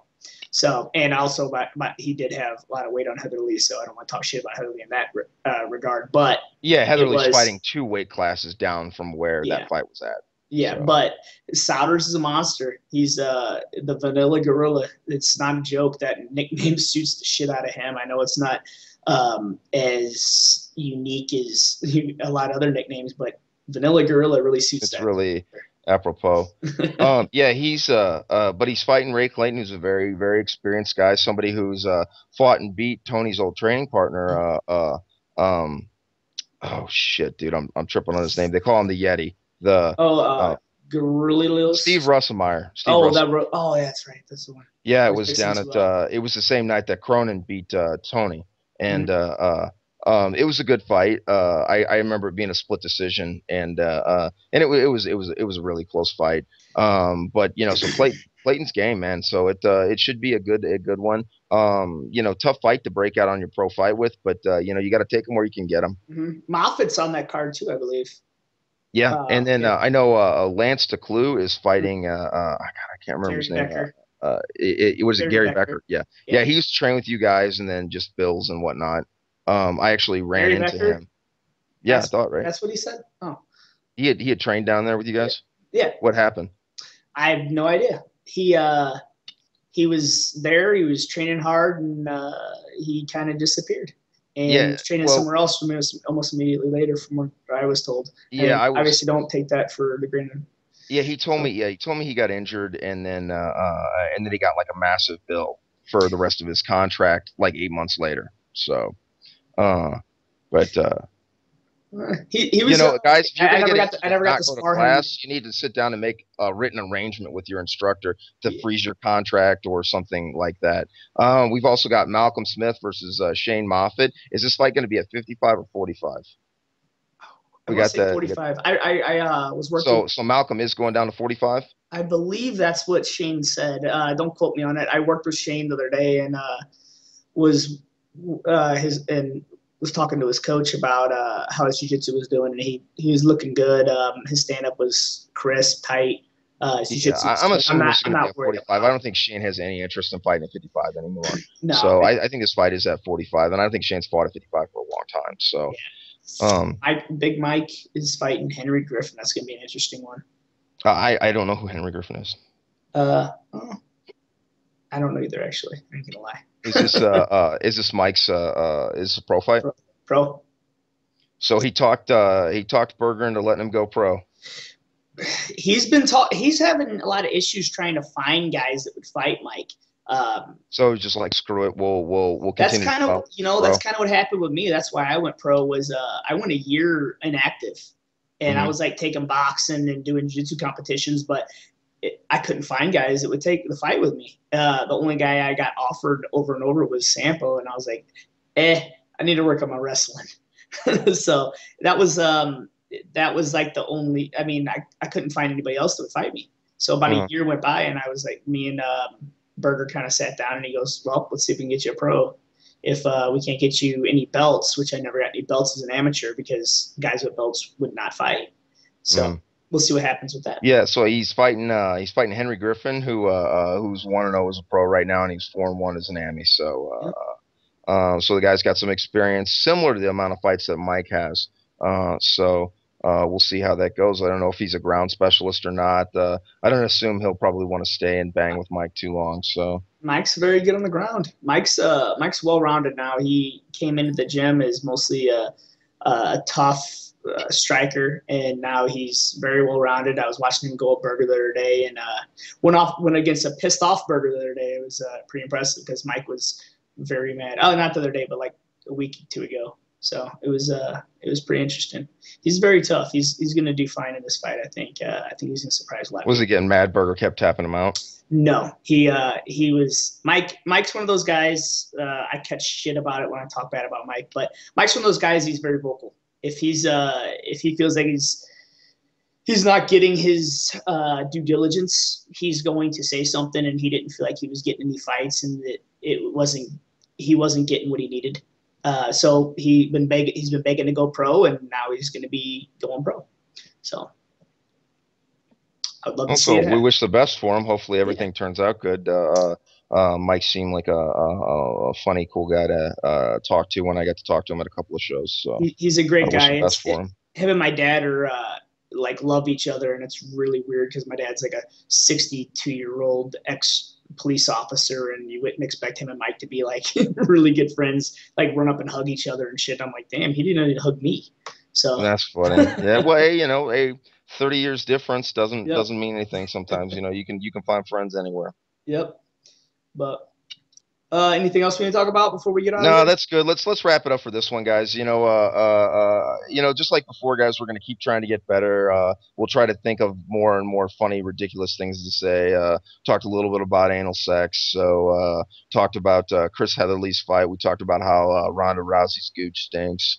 What else do we talk about? Talked about the Warrior Weekend this weekend, and we got some fights coming up here.